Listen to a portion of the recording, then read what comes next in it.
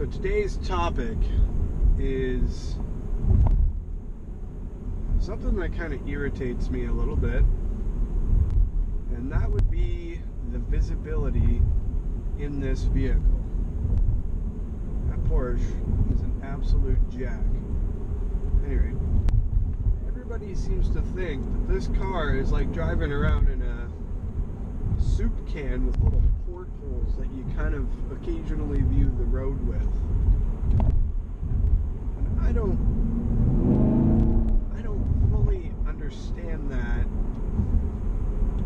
at all. I mean, I bought the car, test drove two of them beforehand. I had driven a 2016 2SS that was used at the dealership, and I drove a 1LT with the V6 upgrade and the automatic transmission. And all of the cars feel the exact same, regardless of your trim package, because it is the same car.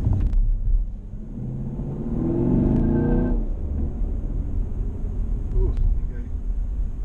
Might have squeaked the tires a little bit there.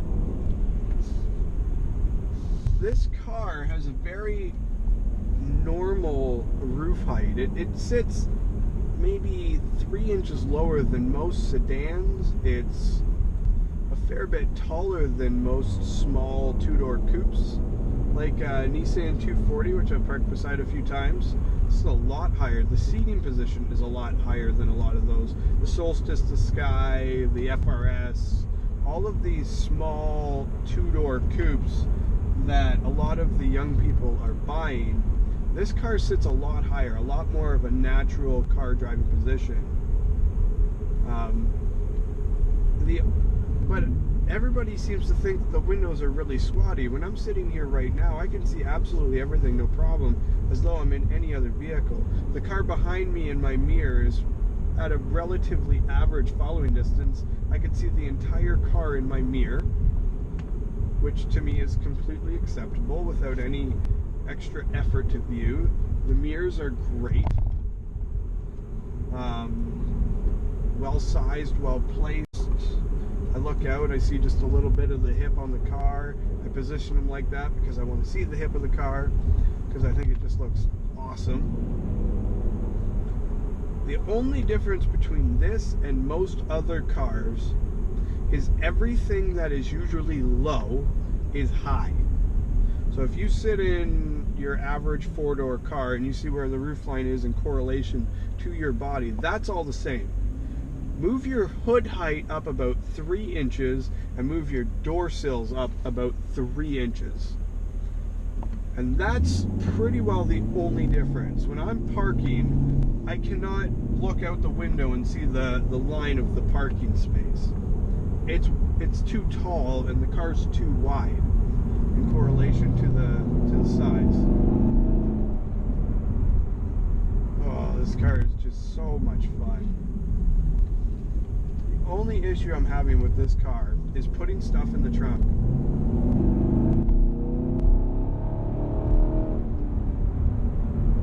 You put stuff in the trunk and it always flies around.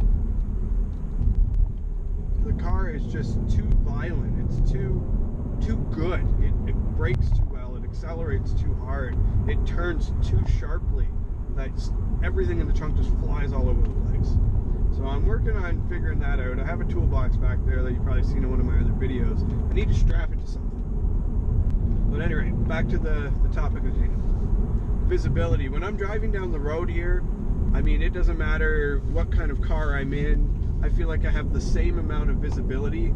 I mean, when you drive a car, you don't stare at your hood. You don't sit like this and watch your grill go down the road. I'm watching the corner up ahead.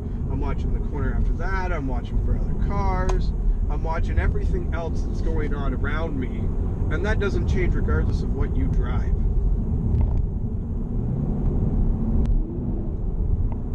Oh, power. It's insane, and the brakes are phenomenal. The brake dust is horrible, but that is life. And I will do a video of me holding the camera in my position here and looking left and right. When I sit here driving down the road, if I was to make a lane change or make a left-hand turn and I look all the way to my left, I could see everything. The door is so long and the window is so long that your side-to-side view is quite excellent.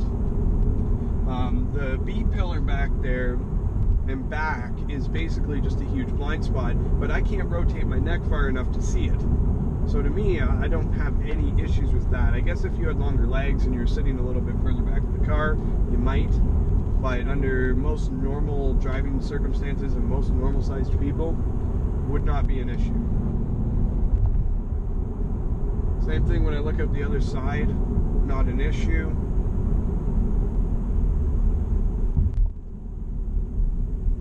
I found it is different, but I've had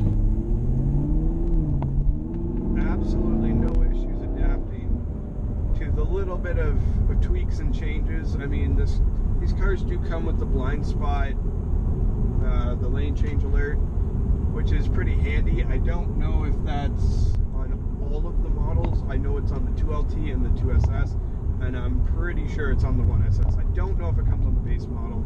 I can't remember from when I drove it, which was probably 4 or 5 months ago. And getting in my first Camaro in 6 years, it was pretty overwhelming to be in, and I'm touching and feeling everything, so I'm not paying a whole lot of attention to what is going on. And I can say that when I drove that vehicle, I did notice that the doors were really tall and that the windows were kind of short and that.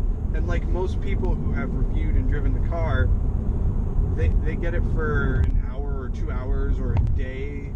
They don't own the car. They didn't commit to the paperwork and the payments of the car or the money that's involved in it. So they're not driving it every day and getting used to the car. And when you're used to the car, I mean, I wouldn't change anything about it. From the outside, I think they look smaller than they do from the inside.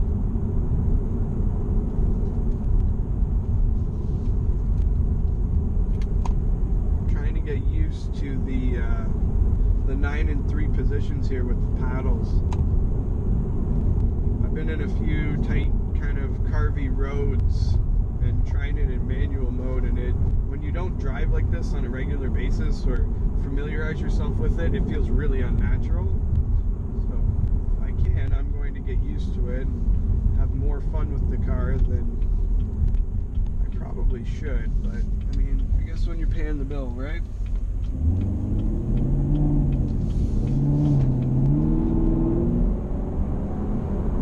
These brakes are just insane. I'd be so much harder on them, but I keep hearing stuff fly around in the trunk.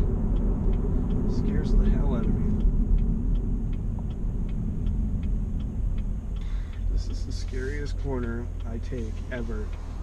80 km/h zone, which is like 50 miles an hour, 45 miles an hour, the Americans, on a really good grade, turning left and down a really good grade with a whole bunch of blind corners. So the people turning left off of that road are nudged way up past the line, and people coming down, if they're not paying attention, some of the accidents there have been absolutely insane. Freaks me out on the bike. I always try to do it in just one foul swoop. You just on the road, off the road, and then, you know, no harm, no foul. It's probably one of the very few corners that I kind of, you know, clench the cheeks, so to speak.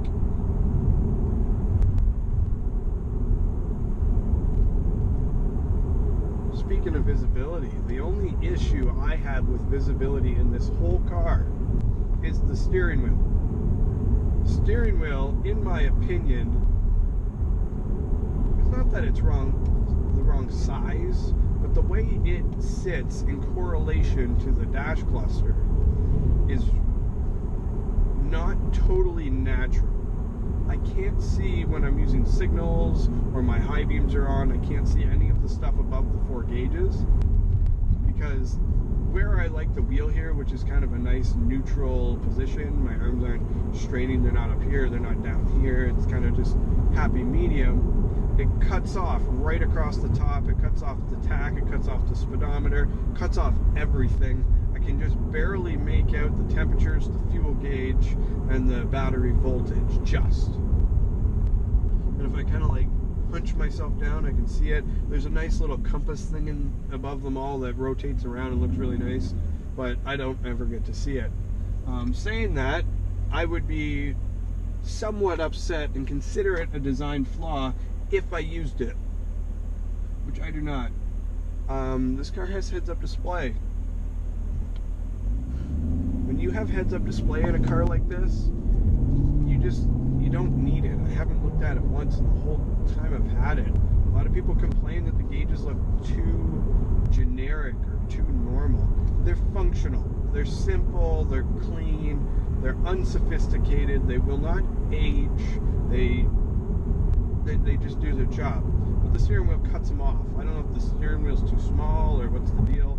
It is a smaller feeling wheel for the size of car, which once again you get used to very, very quickly. And once you're used to it, it just becomes like second nature to you. It's just so comfortable that you couldn't imagine it any other way. And if you made the wheel bigger, it would just feel cumbersome and start cramping up your cabin space in here. And then people with really long legs and everything else would become kind of jumbled up and kind of crappy. But that's it. I mean, that's just the gauge cluster and things I don't use on a daily basis. I use this here. I use cruise a lot to avoid speeding tickets because this car is obnoxiously fast. But that's at the bottom and right in the middle in the nice adjustable part of the screen. So there's no visibility issues there. I guess if anything, if I could take these gauges and put them over here, like some of the Chrysler products have, that would probably be better. But during track use, you're not going to be, you know, staring at your fuel gauge and doing all that. You will be keeping an eye on your temperatures, but once again, and this might have stuff in it, I don't know. This car is so complicated and over the top, from tech to performance to everything. I just get done working. It's like, I don't have anywhere to go, but I want to drive the car, so I'm going to go somewhere. I'm going to have some fun with it.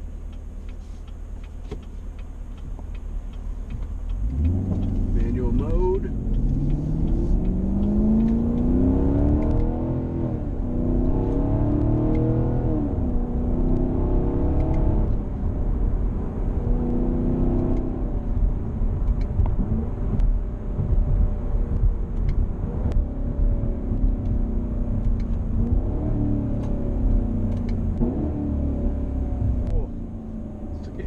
It's kind of weird. There's a lot to it. Just so much car. I'm very pleased with all my spec. I mean, I was a little hesitant with the automatic because I've never owned a manual and I really wanted to. So I was like, you know, I'm gonna get the manual. It's got the Tremec 6-speed. It'll be really, really great. I got thinking about it and it's like, I'm gonna own one vehicle. Just one. And I want people to drive it. I've let a lot of people drive this car. Not because I had to, but because I want to share it. I want people to understand what cars are. They think they're just point A to point B machines, and they see fancy cars. It's like, oh, buddy drives a Porsche. Buddy drives this. This guy drives that. It's like these cars have a lot of significance and an absolute mountain of engineering and thought and design and everything that's gone into them, and you know, the 10 or 15 years that the car's been in development. It's been really nice to be able to share what it's like to drive them, where we've come to, and people who own Chevy Cruzes. I'm a GM guy. Chevy Cruzes. It's like, oh, I really love my Cruze. It's a really nice, fun car to drive. They drive this and they go, I don't know if I ever really want to get back in my Cruze. It's like, well, I mean, the Cruze has its point, it has its advantages, it's cheaper, it's good on gas, it gets point A to point B, and it's reliable and all that good stuff. But this car here makes a statement. It causes emotion, it excites you. The exhaust sound, exciting. Alright, I'll hit you up when I get parked and I'll show you guys to the best of my ability what the visibility is like in this car. Alright, quick clip. This is the backup camera. It's dirty right now, so I got some blotches on the screen. So you talk about visibility and backing the car up and how maneuverable it is. I mean, I see the lines, I see it, gives me my trajectory, does all that good stuff. I back it up, these red lines give me about 12 inches of walking space. And then flashing, oh yeah, it is flashing for that car. So right there, boom, line it up, car's straight. Life is grand. Alright, let me steal the camera here.